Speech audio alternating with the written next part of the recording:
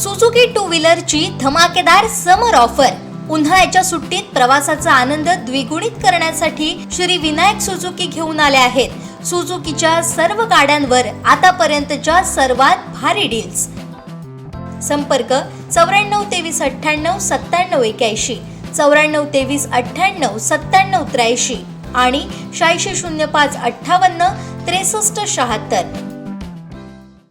सिंधुदुर्ग जिल्ह्यातील शैक्षणिक संस्थांमध्ये बेकायदेशीररित्या वह्या, पेन आदी शैक्षणिक साहित्याची विक्री केली जात आहे।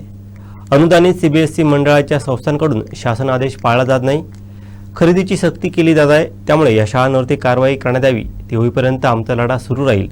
आमचा लढा आमच्या पोटापाण्यासाठी आहे।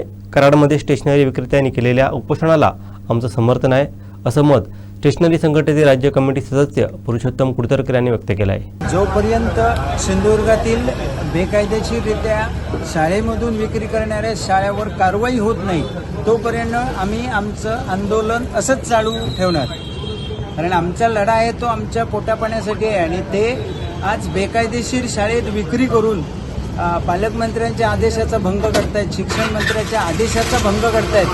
हे सगळं बंद झालं पाहिजे, या शाळांवर कारवाई झाली पाहिजे, अशी आमची प्रमुख मागणी आहे। जोपर्यंत होत नाही तोपर्यंत आमचं आंदोलन असंच चालू राहील।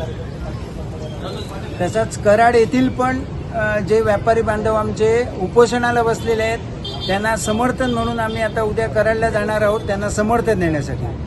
कारण त्यांच्या शाळांमधून जी विक्री होते ती पूर्णतः गैर आहे आणि आमच्या रोजीरोटीचा सवाल आहे त्याच्यावर। आणि आमच्या पोटापाण्याच्या ह्याच्यावर जर येत असेल शाळा तर त्यांच्यावर कारवाई झालीच पाहिजे। त्यांना निवेदन दिलं आहे, शिक्षण अधिकाऱ्यांना निवेदन दिलं आहे, दादा भुसेंना पण आम्ही शिक्षण मंत्री आहेत त्यांना पण निवेदन दिलं आहे।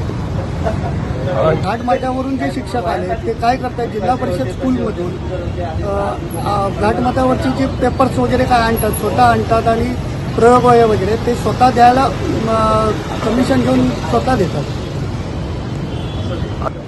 आम्ही सरकारला एवढंच सांगू इच्छितो की सगळ्या शाळांमधून जी काय बेकायदेशीर पुस्तकांची किंवा वह्यांची विक्री होते ती पूर्णतः बंद व्हावी। पुढच्या 4 दिवसात आम्ही संपूर्ण जिल्ह्याची मीटिंग घेऊन पुढची आमची दिशा ठरवू।